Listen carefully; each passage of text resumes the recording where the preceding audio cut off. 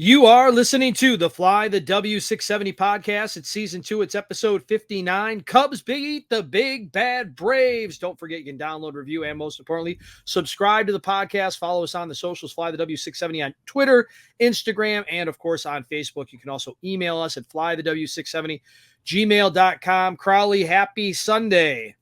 Oh, absolutely. After seeing what the Cubs did this last week, I mean, how could you not be excited if you are a Cubs fan? Yes, absolutely. And Friday, game 1 looks like way in the back of the rearview mirror, a game that Kyle Hendricks suggested later that you could just flush.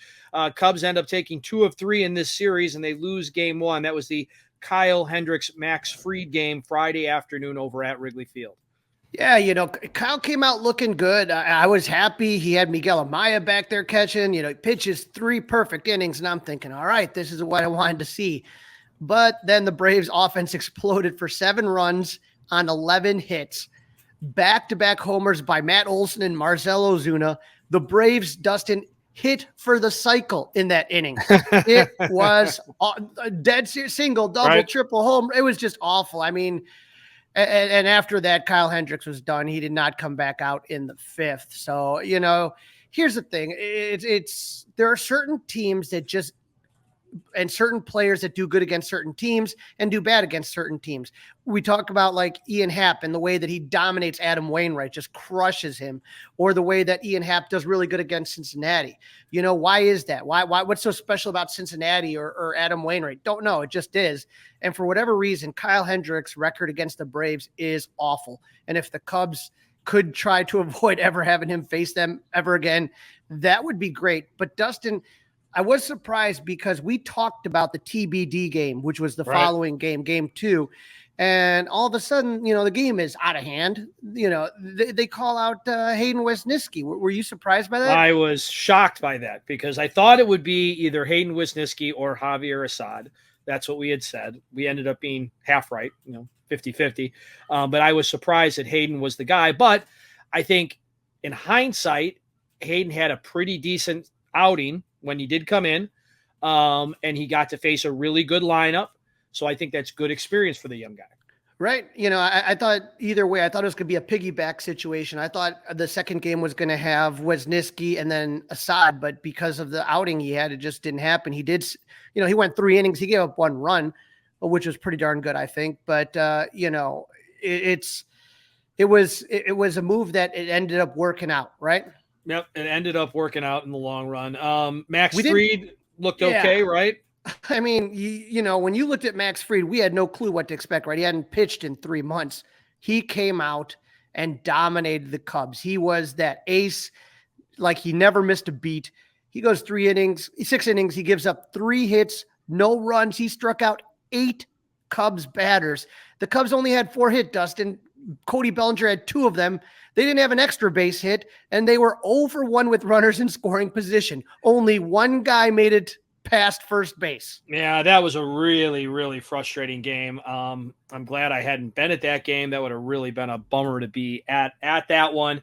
So the Cubs at this point are down 0-1 in the series, and it looks like, oh boy, here it is. The Cubs are facing the best team. The Cubs are just getting lucky, playing some teams that were not so hot, and we're gonna get a big old spoonful. And then Saturday we got TBD. We find out that it's Javier Assad. It's raining off and on. Not exactly a great day for baseball, but yeah, Cubs are going to take this one 8-6. Javier Assad versus Bryce Elder. After struggling against Max Fried, the Cubs offense awoke from their slumber against Bryce Elder. Elder got the first 2 batters. He walked the first 2 batters he faced. He got Happ to ground out, advancing the runners. But this was a big play in the game. Cody Bellinger reached on an error by first baseman Matt Olson. I think he just kind of took his eye off the ball. He was looking at maybe like a 3-6-1 double play or something like that, but it kind of careens off his gloves. 2-run scores. That should have really ended the inning there. And then former Brave Dansby Swanson, Dustin, you were asking, was he going to be motivated? Well, he hit a 2-run blast against his old team, and that put the Cubs up 4-0. And then the Cubs also made it 5-0 when Jaime Candelario, the Candyman, hit his first home run back with the Cubs. His first homer with the Cubs came June 29th, 2017, when he was in his first stint with the Cubs. That was 6 years and 37 days earlier. So that gap between homers is sixth longest in Cubs franchise history. But Dustin, I will tell you what I loved about this game is even though they had a 5-0 lead, right? The Cubs offense was able to add runs in the fourth, the fifth, and the seventh innings. And I think, Dustin, that was a big difference from the beginning of the season when this team would score early and then sit on their heels and do nothing the rest of the game. Absolutely. And great observation. Yep. Great observation. All those additional runs, the Cubs needed every single one of them. Every one of them. Yep. But if it was the first half of the season, the Cubs, they're going to score 5 runs in the first, nothing for the next 8 innings, and then they're going to lose the game. That's what happened. That's the difference right now. Yep, that is the difference. They win the close ones, and they keep scoring runs. Right, and we're nervous because it's TBD. And then Javier Assad, I thought he looked really good. He went 3.2 innings. He gave up 2 runs on 5 hits with 3 Ks and 2 walks. Fulmer went 1.1 innings. He didn't give up a run, but Daniel Palencia struggled. He walked the bases loaded before Ross got him out of the game. And then Mark Leiter came in and minimized the damage. He gave up 2 runs on a single by Ronald Acuna, but, it could have been way, way worse. And Alzolay came into the game the 9th to close it out, but he gave up a 2-run homer to Matt Olson. Really making you nervous after that. Right. Like you talked about earlier, Dustin, the Cubs have played some pretty mediocre to bad teams lately. This is a team top to bottom. I mean, any one of those guys could just pop off a homer. That's what makes this team so scary, and it probably makes them the odds-on favorite to win the NL pennant, because I just looked at this team and I'm like, oh my God, there's no break at all. And we talk about that sometimes with the Cubs when you had like Master Boney and Barnhart and someone else, where you have like 3 guys where the pitcher can just easily cruise. There's no rest when you're facing these Braves. None at all. And their core is, I think, signed to like 2027. They got 6 guys that are signed through 2027. So this team's going to be good for a long, long time. All right, so it's 1 game apiece. And game 3, we've got probably the Cubs ace, Justin Steele, going against the Braves version of Kyle Hendricks and Charlie Morton.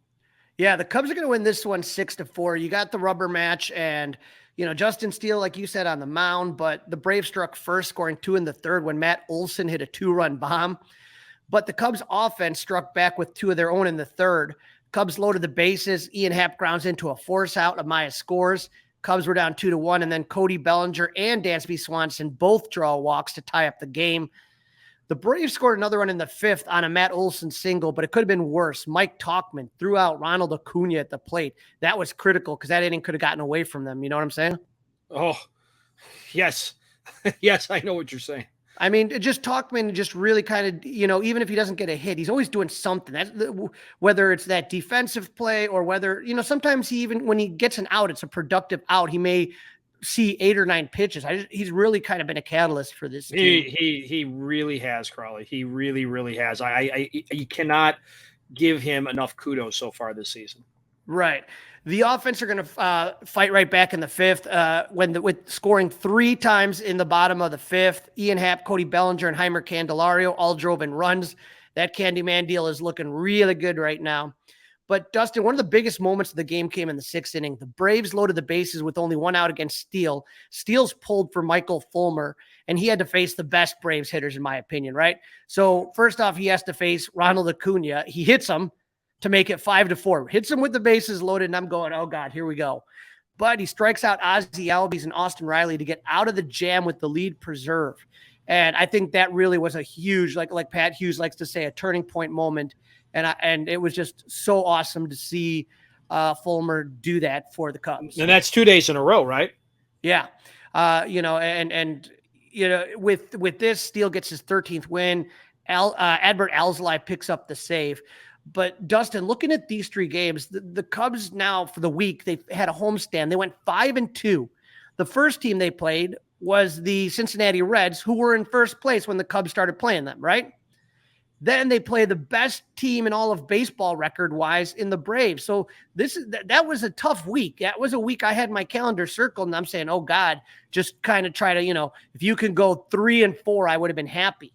and they take 5 of 2. They've won 6 straight series and That's the 13 key. of their last 16 games, Yep. Dustin. Won 6 straight series. That's unbelievable. All that stuff. And they've been scoring so many runs since the All-Star break. It's just great. And I would tell you too, Dustin, that Pat Hughes and Ron Coomer both mentioned it plenty of times if you were listening to 670 The Score on using the Audacy app. But I will tell you this, that was a playoff atmosphere at Wrigley Field. Probably something we haven't seen since, I don't know, 2021, early 2021. But there's a lot of guys on this team that got some really valuable experience. You played a great team. You had some really tough situations. And when you talk about guys like Christopher Morel or Justin Steele or, some of these guys that don't have the experience, I thought that this was a really, really important test. And I think the Cubs came out of it looking really good and passing with flying colors. And this is a team right now, like I said, that is hot. Yes, indeed. Let's hope they can keep that going. Coming up next, a trip out to New York to take on the Metropolitans. This is the Fly the W 670 podcast. It's episode 59 of season 2. Cubs beat the big bad Braves. And in this segment, Crawly interviews former Cubs and Mets pitcher Glendon Rusch to talk about the struggles of the Cubs' upcoming opponent, the New York Mets. Joining me now, you recognize him as a 12-year MLB veteran who played on such teams as the Kansas City Royals, the Milwaukee Brewers, the New York Mets, and the Chicago Cubs. Glendon Rusch. Glendon, how are you today? I'm good. Thanks for having me. Blast. Now, I mentioned some of the teams. You played for a few more, but it seems to me like you and I have talked about this before. The Mets and the Cubs are the two that you kind of stayed closest to in your heart. What was it about those two teams that kind of really have drawn you into their fan bases? Well, we were pretty special team there with the Mets when I was there. We ended up in the World Series and played in that Subway Series with the Yankees. And then, of course, the Cubs teams, I think we had a really great group. It was coming off that big 2003 season. So when I came in 2004, we were, a playoff contender and unfortunately fell a little short. But I think just the way that those organizations handle bringing their alumni back, obviously I've been a part of the Cubs convention forever. So I love the fan bases and being a part of it. Now, as far as it goes, you are definitely one of the favorites at Cubs convention. People love to line up and talk to you, and you're also a great Twitter follow. When the Mets sold the team, when the Wilpons sold the team to the Cohens, I think that really reinvigorated the Mets fan base. And for Steve Cohen, it seems like an open wallet right now. And when you looked at the offseason you had, for the Mets, you were probably talking about, it wasn't just playoffs or bust. It was talks of World Series or bust, right? Oh, there's no doubt with, going out and what they bringing in Scherzer and then adding Verlander this offseason. Things just haven't panned out the way they anticipated. But I think that they pivoted in a way that they were able to get some prospects back. They shed a little bit of payroll and they don't have to completely rebuild everything. They just have to add pieces this next offseason. And sometimes that, regardless of how good you look on paper, between injuries and guys not performing the way you want them to perform, etc., that happens. Look, at the end of every year, there's only 2 teams that make it to the World Series, right? So there's always teams that underperform. There's teams that play better than we thought they would, and they just unfortunately haven't got it all together this year. But I think they'll be fine in the long run. Right. And with that offseason, like I said, with Steve Cohen, it just seems like when I think about a guy like Shohei Ohtani, imagine that, right? Oh, yeah, anyone would love to have him. He's so much fun to watch. I think, the difficult part has been that he hasn't got to be on a playoff team there in Anaheim yet. But I think that, Phil Nevin is doing a great job with those guys this year, because I don't think anybody thought that they would be in contention where they are this late in the season. And also now that they've lost Trout for part of the year too. So they've done a great job. Phil's done a great job. He's a buddy of mine. I love to see him having success as a manager. Now, when you talk about things not clicking, when you talk about Scherzer and Verlander, obviously, no doubt those guys are going in the Hall of Fame. Also in the staff, you have Kodai Senga, who is someone that the Cubs were kind of sniffing around. during the offseason. And then former Cub Jose Quintana has been injured a lot. You know, with that pitching rotation, you kind of felt that the Mets really had a good shot at things. You know, what do you think really happened as far as the rotation was concerned? Well, I think just a little bit of, slow start. Verlander missed part of the beginning of the season. Scherzer didn't pitch as well as he wanted to early. They lost Quintana. Senga's been incredible. He's been really good, and kind of under the radar too, just because of what's been going on with their team. I don't know if he's gotten the credit that he should, but I actually got to see him throw at Fenway this year, so it's pretty cool. I got to see him live. But I think that every good team that competes into the postseason and goes deep, it revolves around starting pitching, good bullpen, defense, right, timely hitting. It's the same formula every year, and if your rotation's always in limbo throughout the whole season, you're going to be in trouble. Now, as a pitcher, talk to me about, you said you saw Kodai live, and I'm sure you've watched plenty of games. Tell me about the ghost forkball. What is going on with that pitch? Tell our listeners about that pitch that he features. Well, obviously it's moving in a way that guys aren't picking it up at all. I mean, it's a forkball, but it's got some depth to it that guys just don't pick it up. And I've never stood in the box against him, but guys that throw good splits or good forkballs, whatever you want to call them, are extremely difficult to pick up because it's your hand is coming through similar to a fastball, and those balls are diving late. So it's not a spin out of hand pitch that you pick up, when you see a slider, when you see a breaking ball. It comes out different, and they're difficult. But that being said, they're really hard to throw too. You don't see that many guys that have successful splits in the big leagues. Now, one player that Cub fans are familiar with, from that 2016 and the Cleveland Indians, Francisco Lindor. I mean, you're never going to take away that guy's glove. That guy's glove is just absolutely incredible. But offensively, it hasn't seemed to click in New York. What do you think's going on with Francisco Lindor, and what struggles? What do you think's going on with his struggles right now? Well, I think you see guys that go from, say, mid-market teams, not necessarily under the spotlight of a New York or a Chicago or an LA. And sometimes they struggle a little bit until they really get settled in. He's been there a little while now. So, but he's swinging it better this year from a production standpoint. I don't think his average is as high as he'd like it to be, but he's one heck of a player. I mean, he could potentially be in the MVP talks if he puts it all together in the same year, but love watching him play. I think he's underperforming for what he would like to be, I think. Now, one name I heard kicked around at the deadline a lot was Pete Alonso, the polar bear. That we see him in the home run derby and all that fun stuff. What does the future look like to you for Pete Alonso? Well, you would think he stays there and as a long time Met. I don't know if you want to say lifetime Met, but man, the fan base absolutely loves him. He's a huge performer. He's struggled this year from an average standpoint, again, even for him. But he's putting up pretty good power numbers. But I would think he stays there long term. That would be my guess. Now, one thing we talk a little bit about when we talk about these series is the hot and not. Right now, when you look at the Mets, who do you see right now as really carrying this team right now? Well, I think their pitching and defense has to carry them because their offense has not produced on the whole like they'd like it to. And I think, when you go out and get good performances from starting pitching, the bullpen holds it down, and you play quality defense, timely hitting, it's kind of the same formula. It sounds boring, but that's really what works, and that's what wins over the long term in the big leagues. Now, one of the great closers entrances is Edwin Diaz. And obviously, when you think about the Mets season, losing that guy before opening day absolutely hurt. Have you heard any updates on Edwin Diaz and when he might be back? I haven't heard anything. I mean, generally, if you're to this point in the season and you haven't heard any kind of a timetable, you would think it's not until 2024. But yeah, great entrance. Love to see it. I mean, I'd be happy with him in either uniform. You could put him in a Cubs uni too, and they'd go nuts at Wrigley if he came into the Trumpets.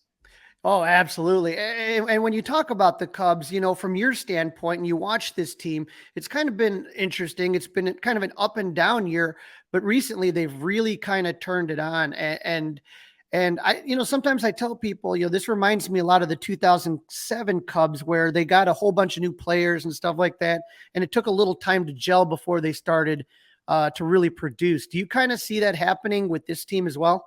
I do. They've been a lot of fun to watch. Coming off, I was looking back at their most recent series. I mean, they took 2 from the White Sox, then I think 3 out of 4 from St. Louis, then 3 out of 4 from the Reds, and then they had one rough one with Atlanta yesterday. But I think that all in all, what they've gotten out of, I mean, Steele's been awesome. Stroman's been great. He struggled a little bit recently, but those guys have pitched well. Smiley pitched really well early. He's gonna keep you in games and go out there and give you innings. Offensively, Morel's been incredible. I love watching that kid play. He brings so much energy and can play all over the field, and he's a blast to watch. Nico's Nico. Dansby's great. Bellinger's had a great bounce back here. I got to see him in the Cal League when I was coaching with the Padres. He was 19 years old in the Cal League, playing in Rancho for the Dodgers, and I think hit 30 home runs that year as a 19-year-old kid. And I mean, he's an incredible athlete, great player. I'm glad to see him bounce back. I'd like to see Hap and Seiya get rolling a little bit more. I think they would say the same offensively. But man, they have all the pieces. The bullpen's pitched off and on pretty good. But I think you just, with experience and seeing it gel together, they definitely have the pieces there to put together a playoff caliber team. And I'd love to see them make it this year. Now, you brought up pitching and defense as being the key, and I think that's what Jed was kind of going for in Carter Hawkins, before the season started. You pitched on that Wrigley mound. What would it feel like for you to have Dansby and Nico, and you're talking about Bellinger and Gomes all up the middle? I mean, that as a pitcher, that has to give you a ton of confidence. Oh, there's nothing like it. When you go out there and your defense is locked down every single time, that gives you tons of confidence on the mound, because especially a guy like me, the ball's going to be put in play. I was never a high strikeout guy, and you're counting on those guys to make plays and make big plays. If you're battling with guys on base and you've got to get out of an inning, you need those big plays to do it. Now, you mentioned that Cincinnati series, I was there when they hit 7 home runs in one game. I mean, it was unbelievable. This whole last week, Wrigley has been rocking. And from experience, you were in that 2004, again, that run to try to win the Central. It was really, really close. Pat Hughes just got inducted into the Baseball Hall of Fame, and he mentioned about at least 5 times a year, the crowd is responsible for kind of willing the Cubs to victory. Talk to us about the crowd. I mean, most ball players tend to say they tune things out.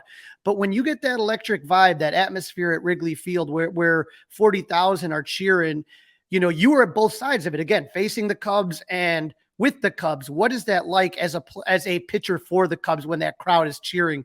I think the best way that we would describe it, and I'm hoping some of my fellow teammates or old guys would agree with me, is you tune out the crowd as a distraction, but you use the energy and everything from the crowd to boost you as well. So I think it's kind of twofold. You use it and you try not to let it affect you. But man, from a positive standpoint, when you got the home crowd behind you and you're in big situations and need to make a pitch or big part of a game, there's nothing like it. And the energy at Wrigley is just awesome. I love going. I've had such a good time. We went last year I took my boys out, and I haven't made it up this year, but we usually try and get up there at least once a year. But it's so much fun, and I love I love all the renovations, everything that's been built up around it. I love the new courtyard, the hotel, all of it. I think it's awesome. So I'm a huge lover of the whole atmosphere there. I will agree with you, except for one minor thing. I missed the bullpens outside by the third baseline. That was so much fun, and the interaction between the bullpen pitchers and the crowd was something that was really special. It's funny you say that, because that is one thing that I've always said, that I don't think I would like being underneath during the game. I feel like you're a little bit detached from crowd noise and everything that's going on. So. Yeah, that almost reminds me of, you see a lot of the Japanese ballparks when you go to Japan, the guys warm up like underneath, in the tunnels before they come out in the game. I always liked being a part of it. I loved Wrigley because you could kind of hang in the dugout too, and you were close enough to the pen where you could run down there. San Francisco used to be like that. Montreal was like that. So if you were a reliever, you could you could still kind of loiter in the dugout and be with your teammates and then make it down there in time. That's great. Now, as an opposing pitcher, let's say you're in Milwaukee and, 3-2 bases loaded and that crowd is absolutely rocking. I mean, how do you tune that out? Because that does get a little bit intense. Well, if you're using Milwaukee as an example, the percentage might be a little higher on Cubs fans yelling for you than Brewers fans. I don't know. Since I've retired, that it may have swung the other way a little bit because the Brew Crew's been playing pretty good the last, good amount of years. But I always loved those rivalries going to Wrigley because I did it as both. I did it as a Cub and I did it as a Brewer. So they were fun. Those fans get into it, and that's always kind of been a fun rivalry. Now, speaking of the Brewers, I don't know how much you pay attention to them, but I've said on this podcast numerous times, to me, the best manager in the NL Central, hands down, is Craig Counsell. I think that guy, when you think about, the payroll that they, the lack of payroll, I guess, not spending as much as a big market team like Chicago, they always seem to be in it. They always seem to be putting up, good games against the Cubs and winning the NL Central. I've heard talk of Craig Counsell going to the Mets. Now, I'm sure you played against Craig Counsell. I don't know how well you know him. Have you heard about any of that buzz as far as Counsell to the Mets? And what do you think that would mean? I haven't heard that buzz at all. I do think he is a really good manager with a great sidekick. He's got Pat Murphy there as his bench coach, who is another, managed a little bit for the Padres, but a great baseball mind. I think the Cubbies have the same setup with Rossi and Andy Green, who was a former manager, working side by side. That I really think that Counsell is just, that's right from my era, so I faced him a lot. We played against each other a lot, kind of the same group of baseball minds throughout that time that we all played. And I think that he's just gotten better and better and better. And you see it's regardless of his personnel there, they've been a winning organization for basically the whole time he's been there. And I'm sure he's great to play for and a player's manager, and everyone uses that phrase, but it's true when you have guys like that trust you. They've got your back. You believe that they have your best interest at heart as a player. And when you have guys like that take care of you, Rossi, I would put in the exact same category. When you have that makes guys play better. For me, it was Bobby Valentine, Dusty Baker. I had Bob Boone, Tony Muser. I had all kinds of Ned Yost in Milwaukee. Had lots of great managers over the years. Buddy Black, Clint Hurdle, all those guys that I mentioned. I always felt like they believed in me. They had confidence in me, and they had my back regardless of if I was struggling, if I was doing well. And that is a huge part of being a good manager in the big leagues. Now, you can plead the fifth here, but going into this series, I mean, we don't know how things are going to pan out. I mean, the Cubs have a really tough one. This Atlanta team is top to bottom, probably the best team I've seen this year. But if you were to sit there in that 3-game series, it's going to be in New York. How do you see this playing out in this 3-game? Who do you think takes the series? Well, I think it's going to be tough. I mean, you'd love to win 2 out of 3, right? And they're down 1. So we got to have 2 in a row, really. And then next series is going into New York. Does that start Monday or Tuesday? I believe it starts does it start Monday? I think it starts Monday. Okay. So no off day. Let me check really quick on this. It is going to be no off day. Okay. So I think the Atlanta series is key. They need definitely be great to get a win today, and then you have a chance to win a series on Sunday. And then going into New York, look, I mean, the bottom line is the Mets haven't played well recently. So, from a Cubs standpoint, you got to take advantage of that. Well, I appreciate you, Glendon, jumping on. Where can our listeners follow you on the socials? I am Twitter is just at Glendon Rusch, and I think Instagram is at Glendon Rusch 33, maybe, if I'm not mistaken. I use Twitter or X a lot more than I use Instagram, but I use both of them. Well, like I said, you're a great follow, so I encourage all our listeners to follow Glendon. And Glendon, I hope to see you when you're at Wrigley Field, and if not, we'll talk soon. Thank you so much for jumping on. Sounds good. Thanks for having me. You're listening to the Fly the W670 podcast. It's season 2. It's episode 59. Cubs beat the Big Bad Braves. Love that. That should be on a t-shirt, Crawly. How you doing today? Everything's great, I'm sure, after the taking 2 out of 3. Let's talk about the standings. Yep, you're taking a look right here. Guess who's in second place? Your Chicago Cubs. So Milwaukee are 3-7 in their last 10 games, and so are the Reds. The Cubs in that same time period are 7-3. So Milwaukee's in the lead now with 60 and 53. The Cubs are in second place, 58 and 54. Percentage points ahead of Cincinnati, 59 and 55. Pittsburgh is doing a little nice run. They won 6 out of their last 10 games.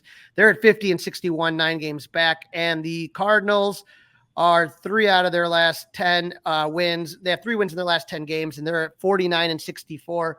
So they're done. But this is where it also gets interesting here, Dustin. If the season ended today, the Cubs would be one of the wild card teams. Isn't that amazing? It would be San Francisco, Philadelphia, and the Cubs. And so San Francisco is 61 and 50, Philadelphia 61 and 51, and the Cubs are at 58 and 54. So, I mean, you were talking about a team that was 10 games out. Now you are in the playoff picture. It's not, oh, you could be in the playoff picture. They would literally be in the playoffs if they started today. Yes, they would. It makes you feel really good as we wrap up one week and start entering into another. All right, some roster moves, and one of the interesting moves happened before Game 3 today. Yeah, the bullpen has been used a lot. They had a bullpen game basically in Game 2, that TBD game. All these games were very high stress all week, and so Caleb Kilian was called up for the second time this season. He had a rough outing in Miami, but I don't think he was used properly then. Anthony Kay was optioned down to Iowa. He's made 13 appearances for the Cubs this season, posting a 6.35 ERA across 11 and 1/3 innings. Once again, the Cubs pen does not have a lefty. We also talked, Dustin, on our last episode. PCA gets called up to Iowa. What does he do at his first at bat? Home run. The guy gets it, man. He is not afraid of the big moment. There's no doubt about that. And I'm just, all I keep thinking about, I keep having visions of possible PCA, Cody Bellinger outfield, the two of them in the outfield running around and just catching every ball. There will be no balls that would land in the field. It would just be unbelievable. That would be a beautiful thing. Let's make that happen, Crawly. All right, Cubs versus Mets. First game is Monday night. Yeah, the Cubs have faced the Mets once this season in May at Wrigley Field. The Cubs took 2 of 3 from the Mets, but this is a different looking team. The Cubs won Game 1 with Drew Smyly taking on Tyler McGill. Smyly pitched 5 innings, gave up 2 runs, while the Cubs hit 3 home runs. Suzuki, Mervis, and Morel all went deep as the Cubs won 7-2. Game 2 had an excellent pitching matchup as Marcus Stroman faced off against Kodai Senga. The Cubs won this one 4-2 as Nico Horner homered, and Seiya Dansby and Talkman all drove in runs. The Cubs were going for a sweep in Game 3, but the only offense was a Dansby Swanson home run, and Kyle Hendricks and Michael Rucker combined to give up 10 runs. But since the Cubs last saw the Mets, like I said, there's been the changes. They had a fire sale at the deadline. Justin Verlander, gone. Max Scherzer, gone. Tommy Pham, gone. Reliever David Robinson, gone. And more were traded. So, I mean, they basically took the most expensive team in baseball and ripped it down pretty good. Yep, down to the studs, if you will. They do still have the Panda, though, right? They've got the heavy batted left fielder. He can cause a little damage from time to time. Yeah, and the polar bear. Yeah, and Kodai Senga, somebody that the Cubs had their eye on, is going to face Drew Smyly in game number 1. Yeah, when you take a look at game number 1, Drew Smyly versus Kodai Senga. So Smyly faced off against the Mets last time and won, but we've talked about his struggles, unfortunately, a little bit too much on this podcast, but that's kind of, what are you going to do when this guy is just absolutely, I don't know what's going on with him. He is 8-7 record with a 4.71 ERA. He did okay against Cincinnati. Well, no, he didn't. He went 4.2 innings pitched, gave up 6 hits and 5 earned runs, but he did strike out 7. I was thinking of the St. Louis start, the start before that. That was when they had the opener for him. He did not start that game, went 4.1 innings hit, only gave up 2 hits and 1 earned run. But the opener strategy did not work on 7/22 against the Cardinals, where he went 3.2 innings, gave up 6 hits, 4 earned runs. So just a lot of inconsistency from this guy. Yep, up and down. You never know what flavor of Drew Smiley you're going to get. Hopefully it's the good one on Monday night. We just need him to, I mean, like I said, hopefully they figure something out. And if not, who knows, maybe he does have an injury or something's wrong, but it's just it doesn't look like the same guy that we watched at the end of last season, the beginning of this season. Now, one guy that has been fun to watch is Kodai Senga. He's 7-6 with a 3.25 ERA. Last start against KC on August 2nd, he lost. He went 5.2 innings pitched, gave up 11 hits, 3 earned runs. Against Washington, he went 6 innings, gave up 2 hits, only 1 earned run. And then again, against Boston, he went 3.1 innings, gave up 3 hits, 2 earned runs, 1 walk, and 3 Ks. But he's got that fork, that ghost fork ball that they call it, and it is just an unusual pitch. And so it's going to be interesting. The Cubs have seen him before, so let's see what happens this time around. Yep, let's see what happens. He did get the best of the Cubs the first time around. So fingers crossed with game number 1. Game number 2, we got Jamison Tyone versus Carlos Carrasco. And Tyone's been doing pretty good of late. As of late, he's been doing good. He is now, he's gotten a 500 record, Dustin, 6-6 with a 5.36 ERA. I mean, there was a time where the guy couldn't buy a win to save his life. His ERA was hovering near 8. Yeah. He's made a lot of good progress lately. Against Cincinnati, he got the win. He only went 5 innings pitched, gave up 7 hits, 2 earned runs, but he struck out 5 and only walked 2. So that was a good start for him.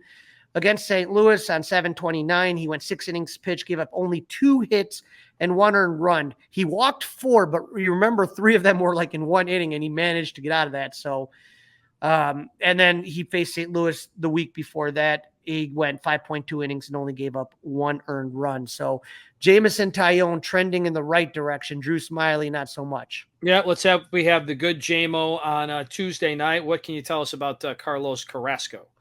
Good old Cookie Carrasco. He is 3-6 with a 6.60 ERA. He's just a guy that just can't stay healthy. You know what I mean? And he's just not the same pitcher. I thought that guy was going to be a stud. I remember him with Cleveland, and it just injuries have really kind of hurt his career. He last start against KC, he lost the game. He went 6 innings pitched, gave up 8 hits and 6 earned runs, Dustin. Against Washington, 7/29, he went 2.1 innings, gave up 8 hits, 6 earned runs. And against Boston on 7/23, he went 2.1 innings, gave up 10 hits and 5 earned runs. So, okay, Boston is a good team, but you're going to give up 6 runs to Washington and 6 runs to KC? Yep, let's hope that's the Carlos Carrasco the Cubbies get on Tuesday night for sure. That would be excellent. I'd be happy with that. Yep. Now we get to game 3, and we've got Kyle Hendricks against a lefty, so we might see Seiya Suzuki actually play one of these games. David Peterson for the Mets. Yeah, with Hendricks, we talked about that bad start he had today, the other day on Friday night, or Friday day actually, but not good against Atlanta. It was just 1 inning, but that's all it took. 4 innings pitched. He gave up 8 hits, 7 earned runs. He struck out 3. He took the loss against St. Louis on 7/30. He went 7 innings pitched, gave up 8 hits and 3 earned runs. So you can't put that loss on him. And then against the White Sox, he went 6.1 innings, gave up 4 hits and 3 earned runs. So hopefully the professor can get it together. Like I said, I want to still see him click with Amaya. I hope just because the Braves really tagged him doesn't mean that they're going to try a different catcher. I'd like to see him with Amaya again. Yeah, I would too. That shouldn't be the reason to break up the group. But yeah, we're looking for a bounce back against the Mets. And what are the Mets going to throw out there versus the Cubs? Yep, David Peterson. I mean, I'm just nice and relaxed knowing that you don't have to face Scherzer or Verlander. I mean, this is great. Peterson's 3-7 with a 5.65 ERA. He's a guy that's kind of coming in now just because they need arms. I mean, that's basically where you're at, right?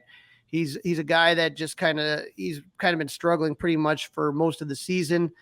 He in his last 3 starts against Baltimore, he went 3 innings, gave up 1 hit, 0 earned runs, 3 walks. Against Washington, 2 innings, 1 hit, 0 earned runs, and against Washington again, 2 innings pitched, 3 hits, 0 earned runs. So he's not a guy that really is throwing a lot of innings. No, not a whole lot that we've seen out of him. All right, so that right now that I feel pretty good about that matchup. Let's talk who's not. Let's first start with our Cubs. With the Cubs, and we're talking about hots and nots, the team looks hot, just in general.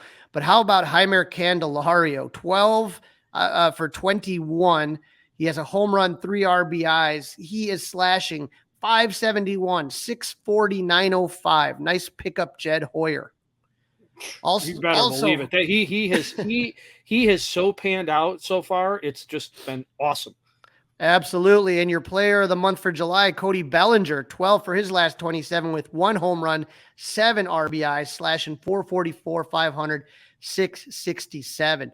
But there's a lot of Cubs, Talkman in the last week is hitting 381. Amaya's hitting 333. Magical's hitting 286. Swanson's hitting 280. A lot of these guys right now are looking pretty hot. Right. And then we go to the knots. We've already talked about Seiya Suzuki, right? We talked about him. Not so hot. We're only probably going to see him against lefties. And you've got Christopher Morel in there. And, thinking back on the last week, I thought Morel played pretty good. So tell us why he's in your knots.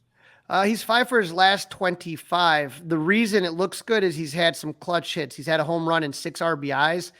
But he, again, striking out too much right now. Took a really good walk the other night, right? He did, yeah, impressive. Absolutely.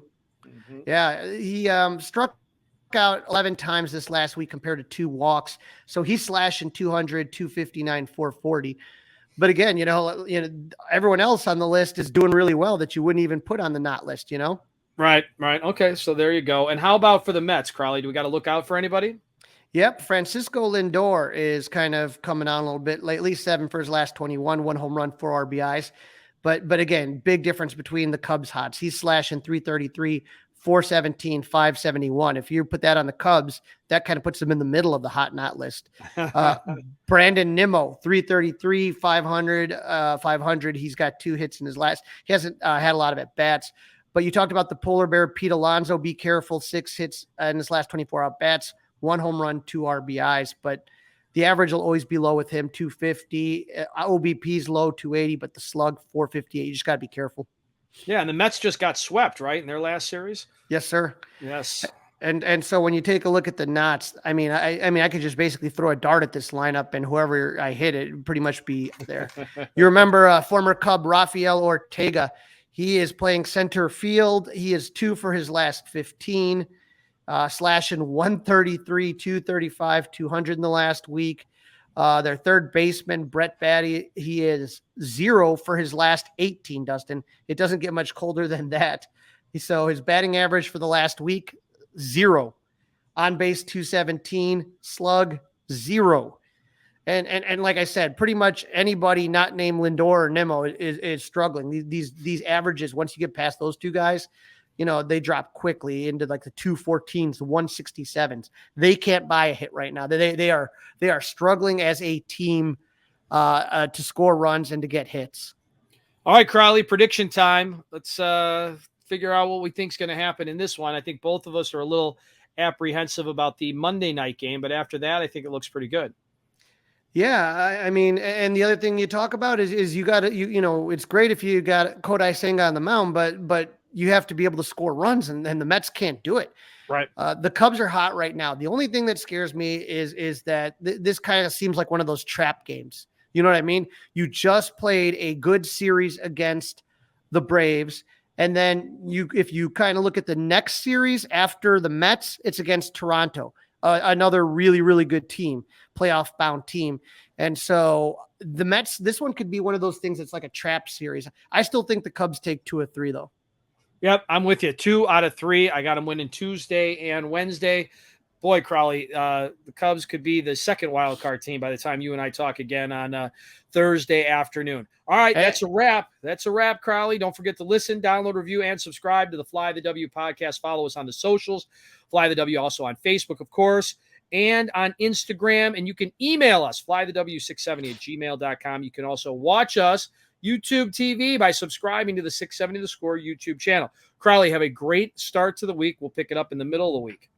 Absolutely. Get ready. And you know what? It's always fun to beat the Mets. Never forget 1969. Go Cubs.